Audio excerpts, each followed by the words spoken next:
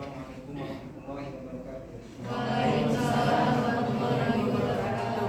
Yang saya hormati Bapak Dr. Syarifullah SAGMAG selaku moderator sekaligus PA utama yang berkesempatan hadir. Yang saya hormati PA2 Bapak Ahmad Hazar Syarif MPI. Yang saya hormati Ibu Erlin Kurniati MM selaku notulen dan Ibu Kopda Supriyaningsih MESY. Di sini saya akan menguraikan sedikit tentang proposal skripsi saya yang berjudul Analisis Pengaruh Literasi tentang Investasi dan Uang Saku Mahasiswa Terhadap Keputusan Berinvestasi di Pasar Modal Syariah. Yang latar belakangi saya mengambil judul ini adalah seperti yang kita ketahui bahwasanya pasar modal syariah itu sudah sangat berkembang di kalangan mahasiswa, di pengetahuan kalangan mahasiswa.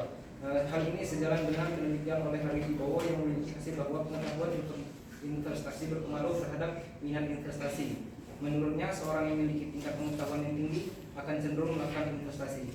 Mahasiswa adalah merupakan calon investor yang masih kurang paham dalam hal keuangan.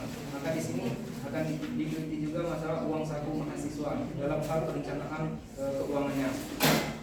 Salah satu objek sasaran utama BEI dalam menjaring investor-investor muda adalah dengan mendirikannya galeri investasi syariah di berbagai universitas. Berdasarkan hasil data awal yang diperoleh peneliti menunjukkan bahwa partisipasi mahasiswa berinvestasi di pasar modal syariah sudah cukup banyak, namun belum mencapai angka separuhnya jika dibandingkan dengan jumlah mahasiswa.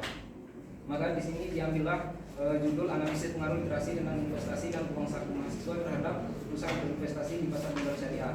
Untuk rumusan masalah sendiri ada 3. Yang pertama, apakah literasi tentang investasi berpengaruh secara parsial terhadap keputusan berinvestasi di pasar modal syariah? Yang kedua, apakah uang saku mahasiswa berpengaruh secara parsial terhadap keputusan berinvestasi di pasar modal syariah? Dan yang terakhir, apakah literasi tentang investasi dan uang saku mahasiswa berpengaruh secara parsial dan simultan terhadap keputusan berinvestasi di pasar modal syariah?